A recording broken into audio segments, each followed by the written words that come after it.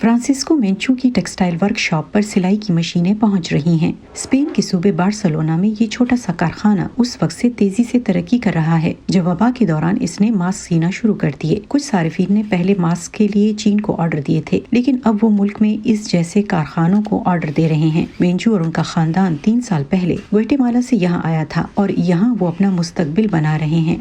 ہم نے پیداوار بڑھا دی ہے، اس لیے موجودہ طلب کو پورا کرنے کے لیے ہمیں مزید مشینوں کی ضرورت ہے۔ مال ذخیرہ کرنے کے سٹورز یا لاجسٹک سینٹر کو فیشن کے بڑے ریٹیلرز جیسے انڈیٹیکس ہزارہ کارخانوں سے آرڈر ملتے ہیں، جن میں زیادہ تر ایشیا میں واقع ہیں، لیکن تاخیر اور نقل و حمل کے اخراجات میں اضافے کی وجہ سے کپڑوں کے بہت سے برانڈ بند پڑے ہیں۔ کیونکہ زیادہ تر کمپنیوں نے وہاں آرڈر دیے ہیں لیکن سامان نہیں پہنچ رہا، وہ دکانوں میں اپنی تیار شدہ اشیاء فروخت نہیں کر سکتے، اس لیے یہ تمامی کمپنیوں کے لیے ایک بہت بڑا مسئلہ ہے۔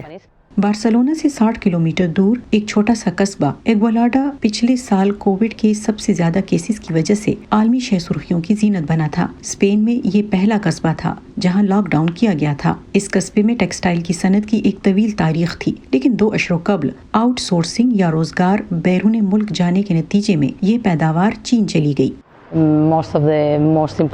اسپین کی زیادہ تر بڑی اہم فیشن کمپنیاں جیسے کہ انڈیٹیکس یا مینگو، یہ تمام بڑی کمپنیاں اور اسی طرح درمیانی اور چھوٹی کمپنیوں نے بھی سن 2000 میں مصنوعات چین سے خریدنی شروع کر دی کیونکہ وہاں یہ کہیں زیادہ سستی تھی۔ ایگوالاڈا میں سیٹامرٹ پارچا بافی کی طویل روایت رکھنے والے ایک خاندان کا مشہور برانڈ ہے۔ مقامی صنعت میں برسوں کے زوال کے بعد مونسیرٹ نے کارخانہ خرید کر اور مخصوص مشینری اور عملے کی کمی کے باوجود پروڈکشن واپس اسپین لانے کا عزم کیا ہے۔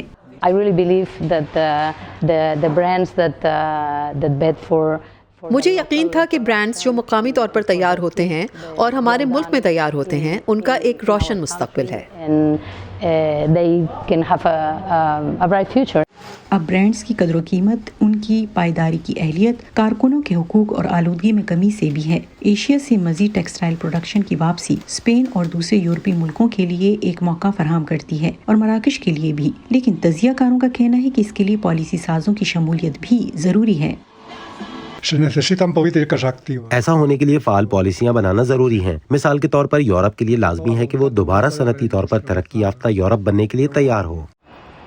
ایگوالاڈا یورپ میں کووڈ کی وبا سے تباہ ہونے والے پہلے قصبوں میں شامل تھا۔ اب وہاں رہنے والوں کو امید ہے کہ وہ علاقے کے ایک طرح سے دوبارہ جنم اور بحالی میں بھی اولین افراد میں شامل ہوں گے، وہ بحالی جو ایشیا سے پائیدار روزگار کو واپس لائے گی۔